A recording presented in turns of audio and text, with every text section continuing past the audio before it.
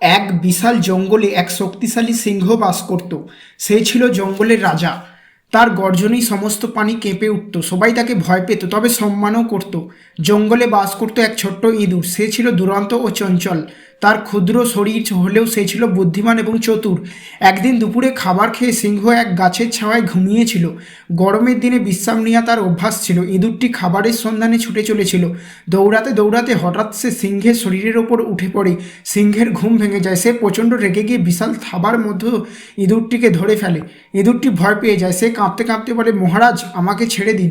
আমি ভুলবশত আপনার শরীরের ওপর উঠে গিয়েছি। ইঁদুর অনুনয় করে, আপনি যদি আমাকে ছেড়ে দেন তবে একদিন আপনার উপকার করব। সিংহ হেসে বলে, তুই এত ছোট, তোর সাহায্য আমার কোনো কাজে আসবে না। তবে সিংহ দয়ালু প্রকৃতির ছিল।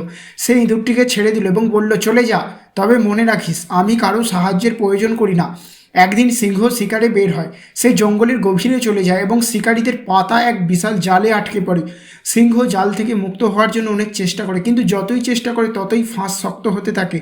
সিংহ গর্জন করে, সাহায্যের জন্য ডাকে, কিন্তু আশেপাশে কেউ ছিল না। সেই ইঁদুরটি ঘটনাস্থলে আসে। সে দেখে সিংহ জালে আটকে গেছে এবং খুব কষ্ট পাচ্ছে। ইঁদুর বলে, মহারাজ, ভয় পাবেন না, আমি আপনাকে মুক্ত করব। সিংহ বিস্মিত হয়ে বলে, তুই এত ছোট, তুই আমাকে কিভাবে সাহায্য করবি? ইঁদুর তার ধারালো দাঁত দিয়ে দড়িগুলো কাটতে শুরু করে। ধীরে ধীরে জালের ফাঁস কেটে যায় এবং কিছুক্ষণ পর সিংহ সম্পূর্ণ মুক্ত হয়ে যায়। সিংহ বিস্মিত হয়ে বলে, তুই সত্যিই আমাকে সাহায্য করলি। আমি ভুল করেছিলাম, ভেবেছিলাম তোর সাহায্যের কোনো কাজে আসবে না। সিংহ ইঁদুর একে অপরকে সম্মান করতে শেখে এবং তাদের মধ্যে গভীর বন্ধুত্ব গড়ে ওঠে।